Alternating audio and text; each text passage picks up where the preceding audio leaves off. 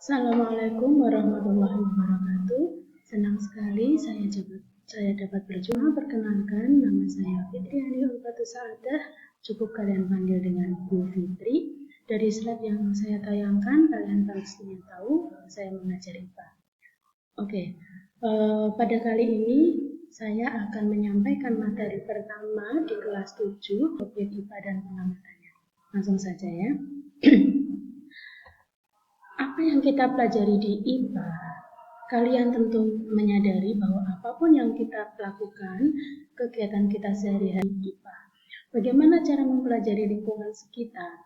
Kita tentunya melakukan penyelidikan ilmiah. Apa itu penyelidikan ilmiah? Segala sesuatunya yang kita pelajari, kita amati, lalu memiliki langkah-langkah tertentu, itu bisa kita katakan, kita kategorikan sebagai penyelidikan ilmiah.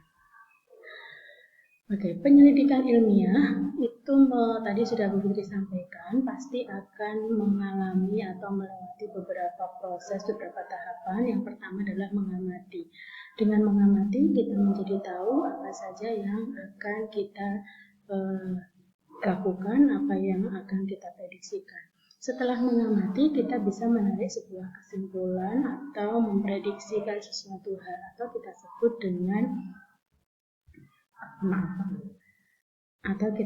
dengan membuat inferensi, yaitu menjelaskan pola atau hubungan antar aspek yang diamati serta membuat sebuah prediksi. Dan setelahnya kita bisa mengkomunikasikan atau istilahnya menyampaikan kepada halayak ramai, menyampaikan kepada semua orang mengenai apa yang kita amati. Nah, bagaimana contohnya? Contohnya seperti ini. Kalian tentu pernah mendengar dengan perkiraan cuaca. Bagaimana cuaca bisa diperkirakan? Itu salah satu contoh dari penyelidikan ilmiah. Kita awalnya membuat pengamatan terlebih dahulu, mengamati gejala-gejala yang ada atau data-data yang sudah ada, lalu kita prediksikan dari data itu, kita gabungkan dengan gejala yang kita amati, lalu kita bisa membuat suatu kesimpulan. Nah, kesimpulan itulah yang kita komunikasikan kepada orang lain. Bagian itu contoh misalnya BMKG itu bisa menyampaikan prediksi bahwa adanya gunung meletus atau tsunami atau yang lain sebagainya, itu diawali dari pengamatan terlebih dahulu. Nah, sikap yang dimiliki oleh seorang peneliti itu ada beberapa hal. Bagi Bu Fitri yang paling penting adalah rasa ingin tahu yang tinggi. Kenapa demikian? Karena dengan adanya rasa ingin tahu yang tinggi, kalian pasti akan penasaran. Rasa penasaran inilah yang akan mendorong kalian untuk mengamati lebih jauh lagi, menyelidiki lebih jauh lagi, tentunya dengan ketelitian yang baik, kesabaran, objektif, atau berdasarkan data yang ada, itu objektif, tidak mengada-ada ya, serta tenang dalam bertindak, itu akan menjadikan kalian seorang peneliti yang hebat. Berikutnya mengenai objek. Apa saja yang kita amati dalam pelajaran IPA? IPA itu mengamati segala sesuatu yang berkaitan dengan makhluk hidup ataupun tak hidup. Artinya apa? Segala sesuatu yang ada di alam ini bisa kita jadikan sebagai objek IPA. Kemudian, salah satu ilmu yang mendukung IPA itu adalah biologi, adalah ilmu yang mempelajari tentang makhluk hidup. Tapi selain itu juga kita mengamati gejala-gejala yang ada, misalnya pada fisika, kimia, ilmu bumi, dan antariksa, itu semua tergabung dalam IPA. Oke, selanjutnya mengenai pengukuran. Apa itu pengukuran? Pengukuran itu sebenarnya membandingkan. Kalian akan membandingkan sebuah benda dengan benda lain yang memiliki sejenis ya, benda lain yang sejenis untuk dijadikan sebagai satuan. Pengukuran ini bagian dari sebuah pengamatan, karena dengan mengamati salah satu yang bisa kita amati itu adalah wujud nyatanya, ukurannya. Contoh misalnya begini. Saya akan sebuah meja, saya ukur panjangnya, kita akan membandingkannya dengan ukuran jengkal. Kalau ukuran jengkal itu kita jadikan ukuran kemeja, maka artinya kita membandingkan panjang meja dengan panjang jengkal kita. Ada berapa jengkal panjang sebuah meja? Jika terdapat 7 jengkal, artinya jengkal di sini menjadi satuan karena membandingkannya dengan jengkal. Jengkal menjadi satuan, kemudian besarannya adalah panjang. Nah, berikutnya besaran. Tadi Bu Fitri menyebutkan panjang itu besaran. Besaran itu apa sih? Besaran itu segala sesuatu yang dapat diukur. Dalam IPA, dalam fisika, ciri-ciri besaran adalah dapat diukur. Kemudian memiliki satuan dan dinyatakan dengan sebuah angka. Jadi tidak bisa hanya kita prediksi. Harus bisa dinyatakan dengan angka. Besaran ada 4, ada besaran pokok, ada besaran turunan, ada besaran skalar, dan ada besaran vektor. Kita awali dengan besaran pokok. Besaran pokok itu ada 7 di IPA ya. Kalian ingat-ingat, ada 7 besaran pokok. Yang pertama panjang. Besaran panjang dinyatakan dengan satuan meter. Alat ukurnya berupa penggaris. Besaran kedua massa dengan satuan kilogram, waktu dengan satuan detik, suhu dengan satuan Kelvin, kuat arus dengan satuan ampere, jumlah zat dengan satuan mol, dan intensitas cahaya dengan ukuran kandela. Artinya jika nanti kalian mendapati soal dalam bentuk jam, misalnya Andi menempuh jarak sekian jam, nah itu harus kalian ubah menjadi detik, gitu ya. Nah misalnya satu contoh konkretnya, kita berbelanja ke warung, membeli beras atau membeli gula. Ditanya oleh pemilik warung, berapa yang mau diminta, berapa beratnya. Saya minta 2 kilo, artinya 2 di sini menjadi nilai besarannya, kilo menjadi satuannya, dan berat adalah besaran yang diukur. Nah, cara mengukur satuan pokok, salah satunya panjang, itu ada 3 alat ukurnya. Bisa dengan penggaris, bisa dengan jangka sorong, dan mikrometer skrup. Yang sering sekali kita lakukan adalah dengan penggaris. Nanti kalian akan berkenalan dengan jangka sorong dan mikrometer skrup. Kita awali dengan jangka sorong dulu ya. Cara membaca jangka sorong, pertama perhatikan adalah angka nolnya di sini. Yang kita perhatikan pertama, angka 0 ini letaknya di mana? Oh, ternyata angka 0 ini terletak di setelah angka 2 di skala utama. Yang atas ini adalah skala utama. Setelah angka 2, kita perhatikan ternyata di sini ada 1 garis. Ya, berarti ini 2,1 cm. Kemudian kita cari antara garis bawah di skala nonius dengan garis atas skala utama yang sejajar. Yang bentuknya harus begini. Yang begini. Jadi nggak boleh begini, nggak boleh meleset, harus yang begini, harus yang sejajar. Nah, yang tegak lurus, yang tegak lurus ini ternyata kita beri garis titik-titik merah. Ini terletak di mana? Kita ngitungnya di bagian bawah. 0, 1, 2, 3. Tadi 2,1 ditambah 0,3. 0,03 berarti menjadi 2,13 cm atau 21,3 mm. Jelas ya?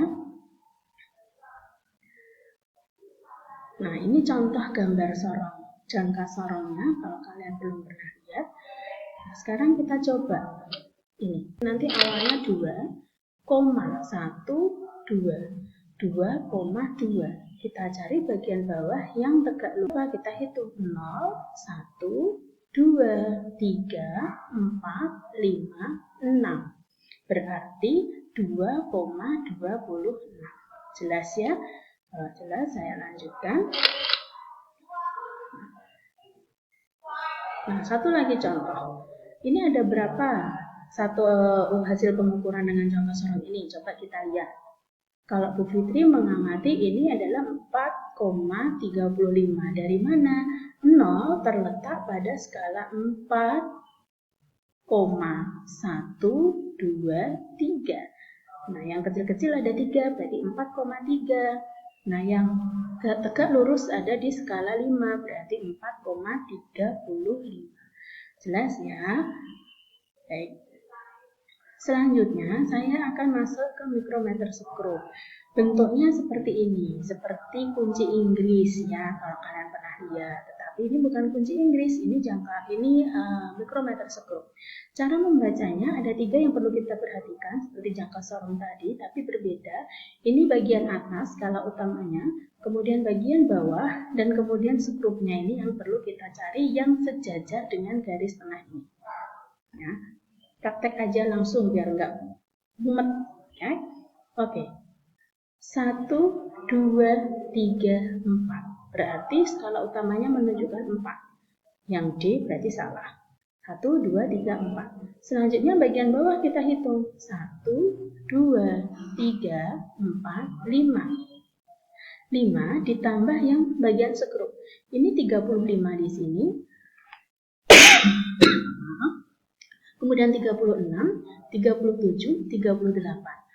4,5 ditambah 0,38 berarti 4,88. Ya, hasil pengukurannya 4,88 mikrometer sekrup.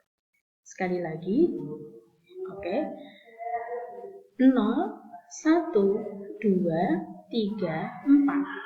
Depannya 4, skala utamanya, bawahnya 1, 2, 3, 4, 5 ditambah dengan 28. 5 ditambah 28 berarti 78, artinya 4,78. Paham ya? Baik. Selanjutnya, saya akan langsung saja ke besaran turunan. Ya, di besaran turunan, contohnya adalah luas, volume, konsentrasi larutan, laju pertumbuhan, dan kecepatan. Contohnya, konsentrasi larutan didapat dari massa dengan volume. Artinya, massa dibagi volume. Satu contoh soal, kita akan melarutkan gula sebanyak 5 gram ke dalam 250 ml air. Jadi, cara menghitungnya 5 dibagi 250 ml menjadi 0,02 gram per mililiter. Sedangkan untuk laju pertumbuhan, kita akan mengukur berapa senti tumbuhan itu dapat tumbuh dalam satu satuan waktu. Kita hitung dari tinggi akhir dikurangi tinggi awal dibagi waktu. Misalnya begini, saya akan mengukur tanaman kacang hijau. Di awal pertama tumbuh, minggu pertama, itu dia masih tumbuh 2 cm. Kemudian setelah 1 minggu berikutnya, berarti saya mengamati selama 2 minggu kan. Pada minggu terakhir menjadi 4 cm tingginya.